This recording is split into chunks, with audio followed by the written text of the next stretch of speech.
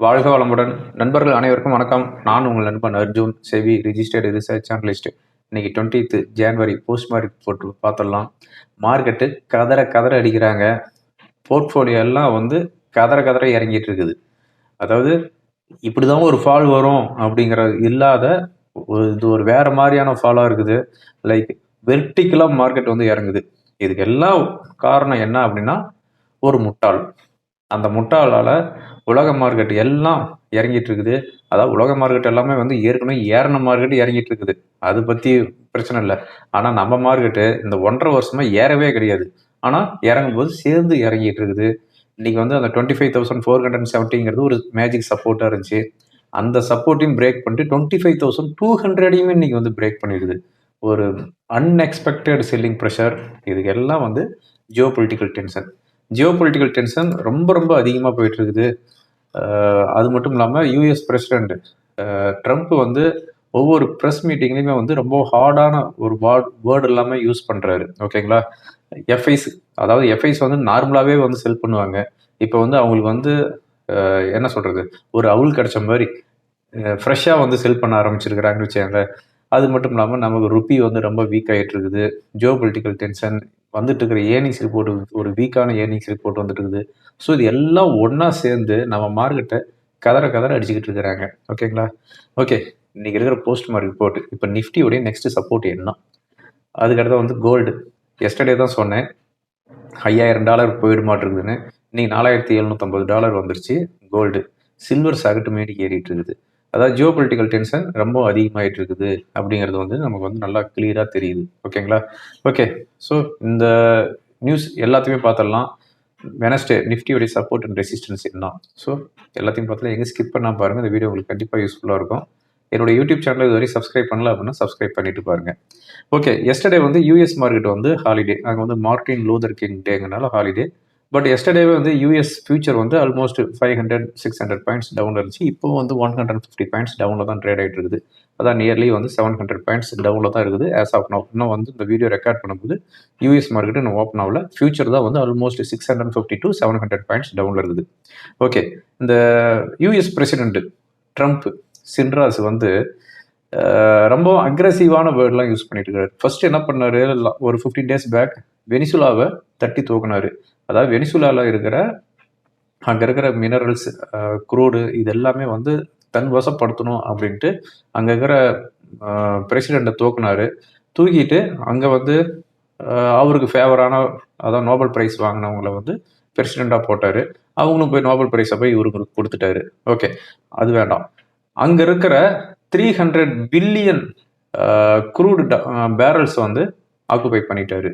இது வந்து அவர் வந்து ஆஃப் ரேட்டுக்கு விற்றா கூட $7 trillion யூஎஸ் கவர்மெண்ட்டுக்கு கிடைக்கும்.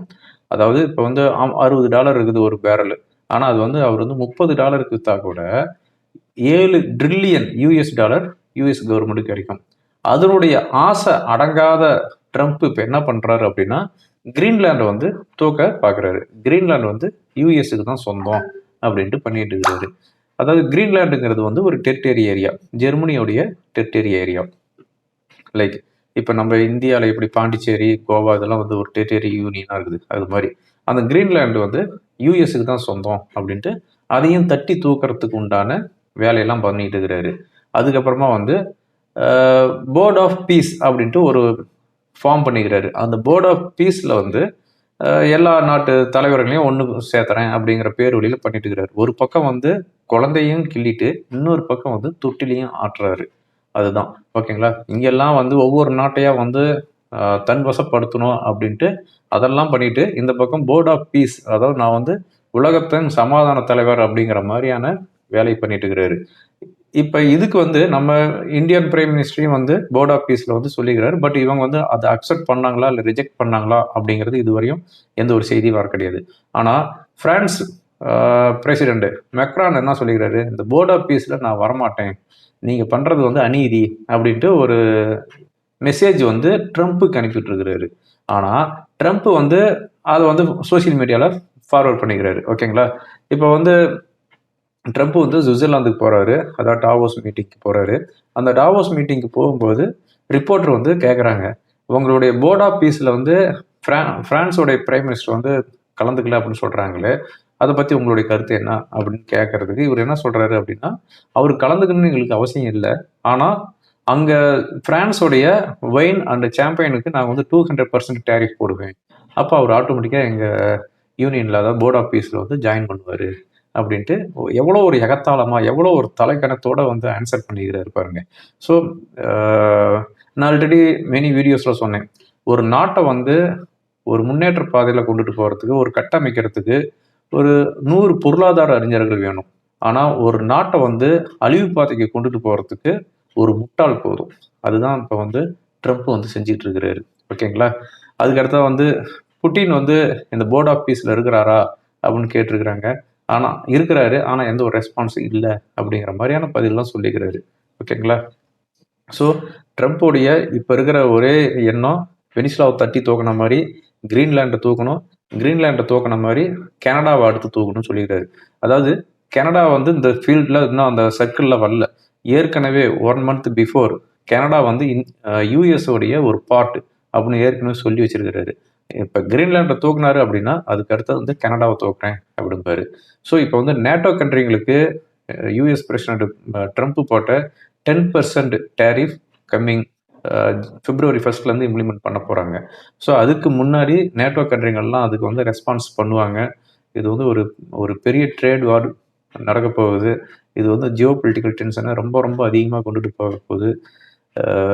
இதுக்கு மத்தியில் இன்னைக்கு யூஎஸ் சுப்ரீம் கோர்ட் வந்து ட்ரம்ப் கொண்டு வந்த டேரிஃப் வந்து லீகலா இல்லீகலா அப்படின்னு அனௌன்ஸ்மெண்ட் பண்ண போகிறாங்க. பட் இது வந்து என்ன சொல்கிறது, 100% அக்யூரசி கிடையாது. இன்னும் இவங்க வந்து ஏற்கனவே 2 தடவை வந்து அவங்க வந்து போஸ்ட்போன் பண்ணிட்டாங்க. அப்படிங்கும்போது இன்றைக்கும் போஸ்ட்போன் பண்ணுவாங்களா அப்படிங்கிறது எனக்கு தெரியாது. பட் இந்த வெர்டிக்ட் இன்னைக்கு வரும் அப்படிங்கிற மாதிரியான செய்தி வந்துருக்குது. அதாவது நம்ம இந்தியன் ஸ்டாண்டர்ட் டைம் 8:30 10:30 வரும் அப்படின்னு சொல்லியிருக்கிறாங்க. ஓகேங்களா? சப்போஸ் அது வந்துச்சு அப்படின்னா என்னுடைய டெலகிராம் சேனல் அப்டேட் பண்ணுறேன்.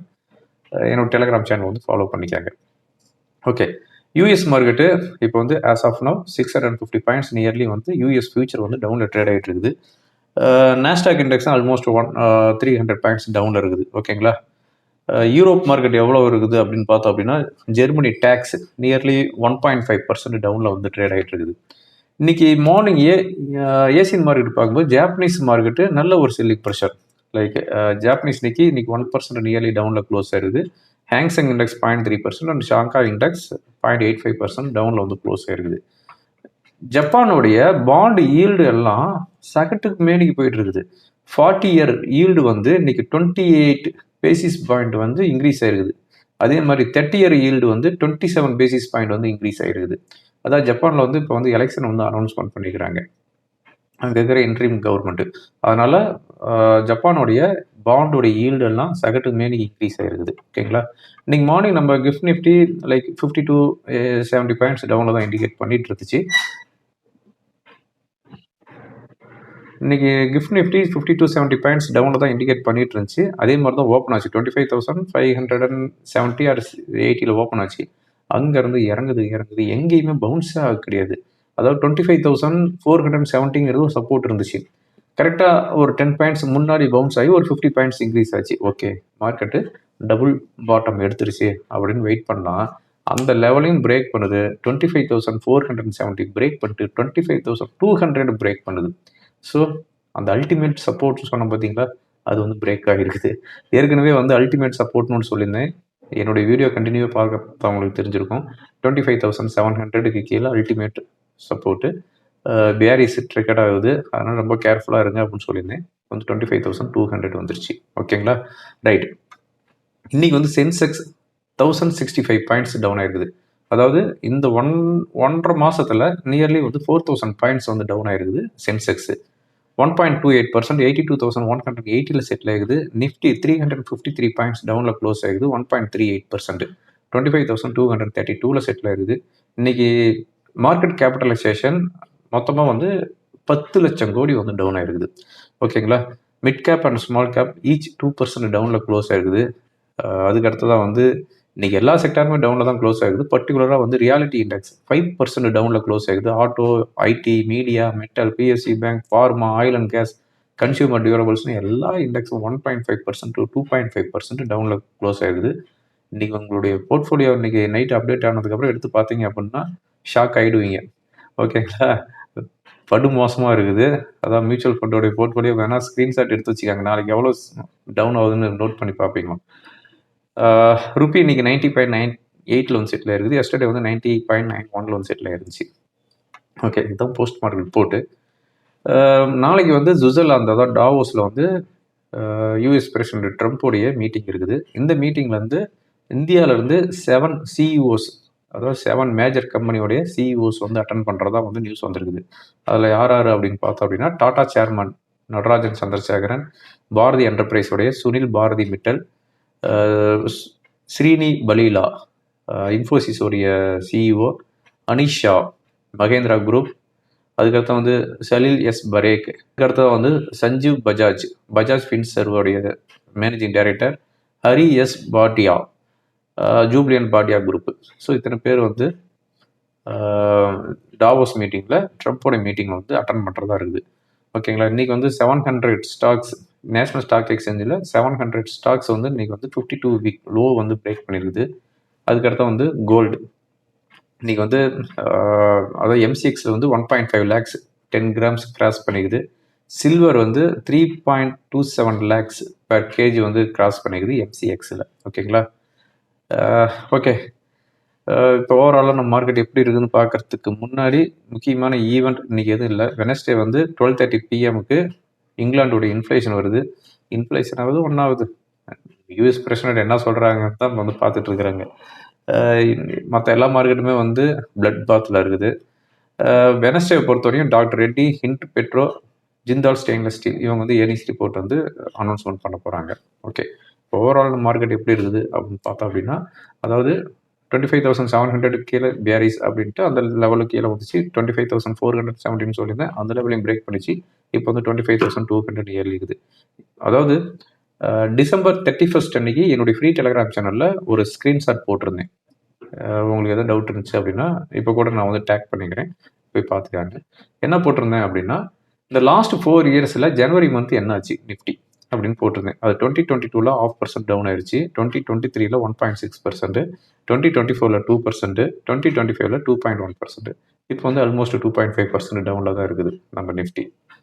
சாரி 3% டவுனில் இருக்குது ஜனவரியில் இது வரையும்.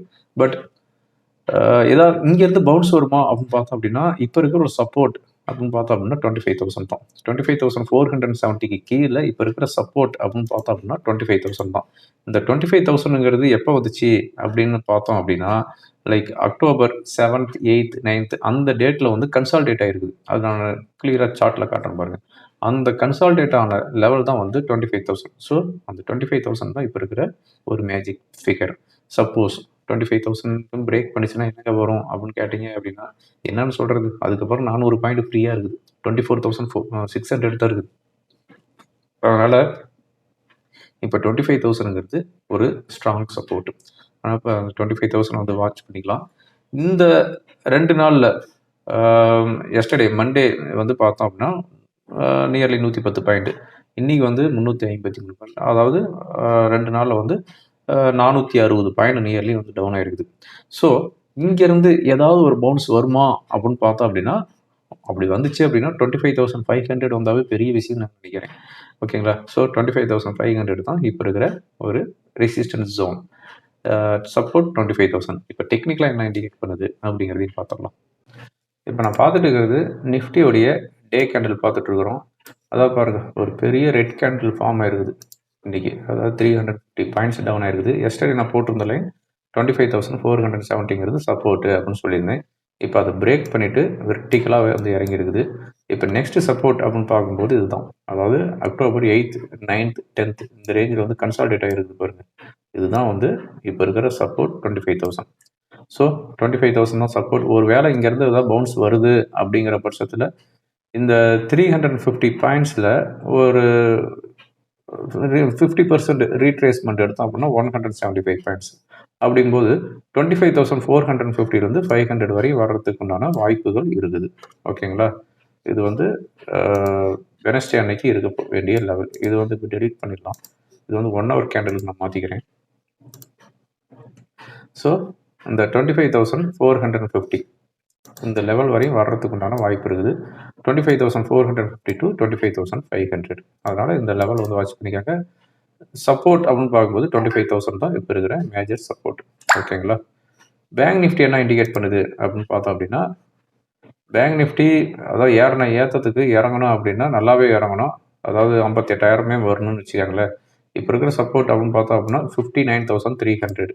59,300க்கு கீழே சஸ்டெயின் ஆகிட்டு இருந்துச்சு அப்படின்னா 59,000 வரையும் வர்றதுக்குண்டான வாய்ப்பு இருக்குது. இப்போ இருக்கிற ரெசிஸ்டன்ஸ் 59,600. ஓகேங்களா? ஓகே ஃப்ரெண்ட்ஸ், இந்த வீடியோ உங்களுக்கு ரொம்ப யூஸ்ஃபுல்லாக இருக்கும்னு நினைக்கிறேன். யூஸ்ஃபுல்லாக இருந்துச்சு அப்படின்னா ஃப்ரெண்டுகளுக்கு ஃபார்வர்ட் பண்ணுங்கள். மறக்காமல் சப்ஸ்கிரைப் பண்ணுங்கள்.